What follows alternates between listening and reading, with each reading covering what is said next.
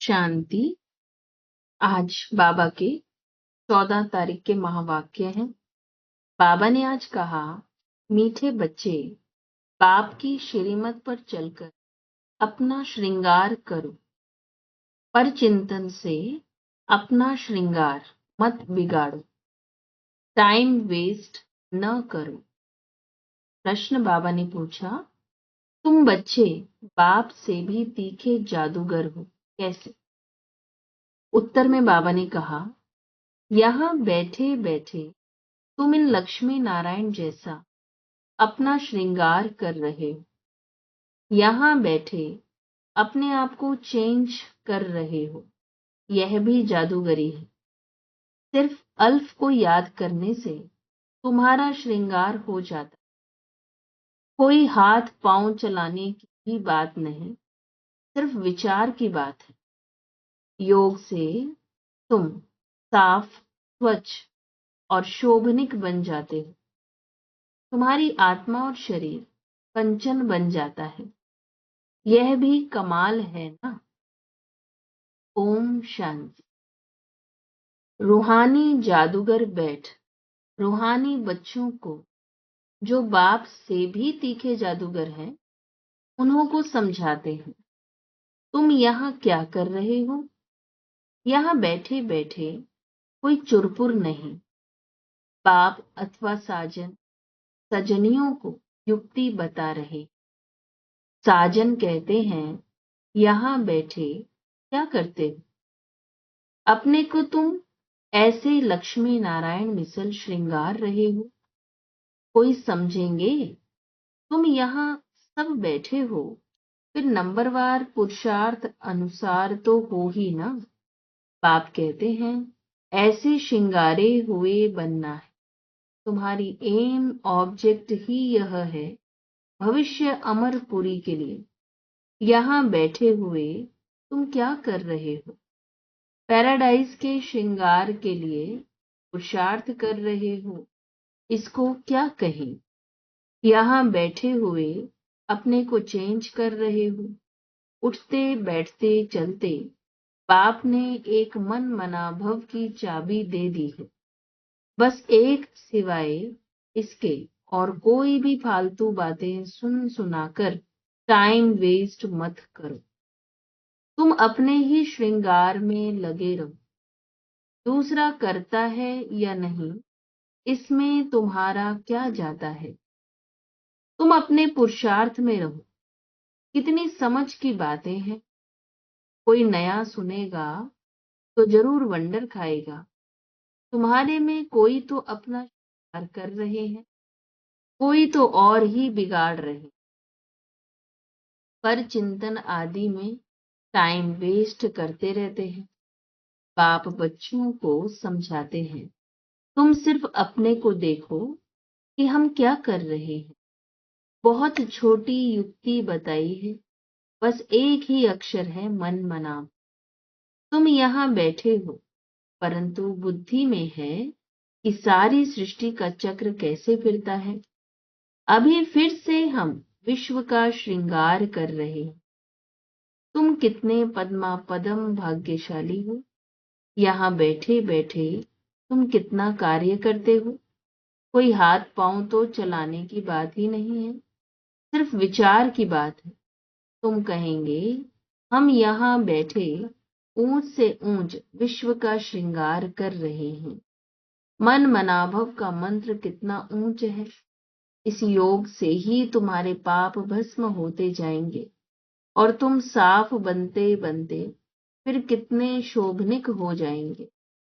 अभी आत्मा पतित है तो शरीर की भी हालत देखो क्या हो गई है। अब तुम्हारी आत्मा और काया कंचन बन जाएगी। यह कमाल है ना। तो ऐसा अपना श्रृंगार करना है। दैवी गुण भी धारण करने। बाप सभी को एक ही रास्ता बताते हैं, अल्फ बे। सिर्फ अल्फ की बात है। बाप को याद करते रहो तो तुम्हारा श्रृंगार सारा बदल जाएगा। बाप से भी तुम बड़े जादूगर हो। तुमको युक्ति बताते हैं कि ऐसा ऐसा करने से तुम्हारा श्रृंगार बन जाएगा।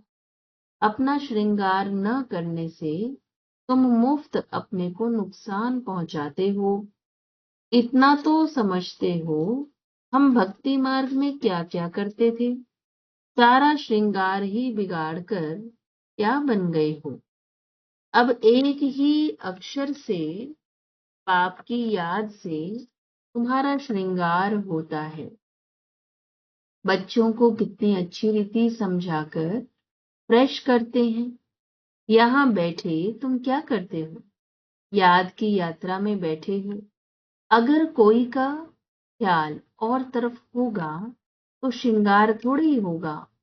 तुम श्रृंगारे हो तो फिर औरों को भी रास्ता बताना है।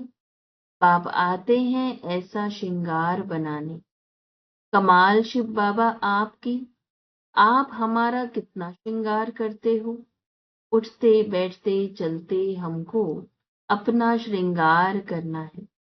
कोई तो अपना श्रृंगार कर फिर दूसरों का भी करते हैं। कोई तो अपना भी श्रृंगार नहीं करते तो दूसरे का भी श्रृंगार बिगाड़ते रहते हैं। फालतू बातें सुनाकर उनकी अवस्था को भी नीचे गिरा देते हैं। खुद भी श्रृंगार से रह जाते हैं तो दूसरे को भी राह देते हैं। तो अच्छी रीति सोच विचार करो। बाबा कैसे कैसे युक्ति बताते हैं।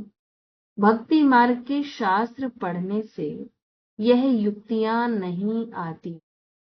शास्त्र तो हैं भक्ति मार्ग के। तुमको कहते हैं तुम क्यों शास्त्रों को नहीं मानते हो। बोलो हम तो सब मानते हैं। आधा कल्प भक्ति की है। शास्त्र पढ़ते हैं तो कौन नहीं मानेंगे। रात और दिन होते हैं तो जरूर दोनों को मानेंगे ना। यह है बेहद का दिन और बेहद की रात। बाप कहते हैं मीठे बच्चों, तुम अपना श्रृंगार करो। टाइम वेस्ट मत करो। टाइम बहुत थोड़ा है। तुम्हारी बड़ी विशाल बुद्धि चाहिए।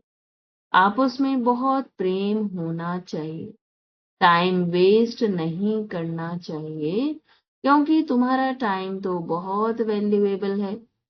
कौड़ी से हीरे जैसा तुम बनते हो। मुफ्त में इतना थोड़े ही सुन रहे हो। कोई कथा है क्या? बाप अक्षर ही एक सुनाते हैं। बड़े बड़े आदमियों को जास्ती बात थोड़ी ही करनी चाहिए। बाप तो सेकंड में जीवन मुक्ति का रास्ता बताते हैं। यह है ही ऊंच श्रृंगार वाले। तब तो उन्हों के ही चित्र हैं जिनको बहुत पूजते रहते हैं।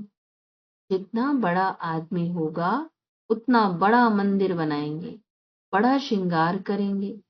आगे तो देवताओं के चित्र पर हीरे का हार पहनाते थे। बाबा को तो अनुभव है ना। बाबा ने खुद हीरे का हार बनाया था लक्ष्मी नारायण के लिए। वास्तव में तो उन्हों जैसी यहाँ पहरवाइज कोई बना न सके। अभी तुम बना रहे हो नंबरवार पुरुषार्थ अनुसार। तो बाप समझाते हैं बच्चे, टाइम वेस्ट न अपना करो न औरों का करो। बाप युक्ति बहुत सहज बताते हैं। मुझे याद करो तो पाप मिट जाए। याद बगैर इतना श्रृंगार हो न सके। तुम यह बनने वाले हो ना। दैवी स्वभाव धारण करना है। इसमें कहने की भी दरकार नहीं। परंतु पत्थर बुद्धि होने कारण सब समझाना पड़ता है। एक सेकंड की बात है। बाप कहते हैं मीठे मीठे बच्चों, तुमने अपने बाप को भूलने से कितना श्रृंगार बिगाड़ दिया है। बाप तो कहते हैं चलते फिरते श्रृंगार करते रहो। परंतु माया भी कम नहीं है। कोई कोई लिखते हैं बाबा आपकी माया बहुत तंग करती है। अरे हमारी माया कहाँ है। यह तो खेल है ना। मैं तो तुमको माया से छुड़ाने आया हूँ। मेरी माया फिर काहे की। इस समय पूरा ही इनका राज्य है। जैसे इस रात और दिन में फर्क नहीं हो सकता, यह फिर है बेहद की रात और दिन। इनमें 1 सेकंड का भी फर्क नहीं हो सकता है। अभी तुम बच्चे नंबरवार पुरुषार्थ अनुसार ऐसा श्रृंगार कर रहे हो। बाप कहते हैं चक्रवर्ती राजा बनना है तो चक्र फिराते रहो, भलग्रस्त व्यवहार में रहो। इसमें सारा बुद्धि से काम लेना है। आत्मा में ही मन बुद्धि है। यहाँ तुमको बाहर का गोरख धंधा कुछ भी नहीं है। यहाँ आते ही हो तुम अपने को श्रृंगारने, रिफ्रेश होने। बाप पढ़ाते तो सबको एक ही जैसा है। यहाँ बाबा पास आते हैं नई नई पॉइंट सन्मुख सुनने, फिर घर में जाते हैं तो जो कुछ सुना है वह बाहर निकल जाता है। यहाँ से बाहर निकलने से ही झोली छांट लेते हैं। जो सुना उस पर मनन चिंतन नहीं करते हैं। तुम्हारे लिए तो यहाँ एकांत की जगह बहुत है। बाहर में तो खटमल फिरते रहते हैं, एक दो को खून करते हैं, पीते रहते हैं। तो बाप बच्चों को समझाते हैं यह तुम्हारा टाइम मोस्ट वैल्यूएबल है, इसको तुम वेस्ट मत करो। अपने को श्रृंगारने की बहुत युक्तियां मिली हैं। मैं सबका उद्धार करने आता हूँ।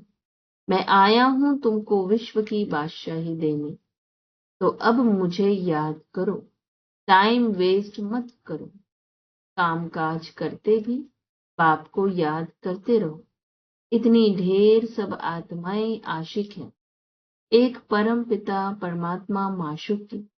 वह सब जिस्मानी कथाएं आदि तो तुम बहुत सुनते हो। अब बाप कहते हैं वह सब भूल जाओ। भक्ति मार्ग में तुमने मुझे याद किया और वायदा भी किया है हम आपके ही बनेंगे। ढेर के ढेर आशिकों का एक माशूक है। भक्ति मार्ग में कहते हैं ब्रह्म में लीन होंगे। यह सब है फालतू बातें। एक भी मनुष्य मोक्ष को नहीं पा सकता। यह तो अनादि ड्रामा है।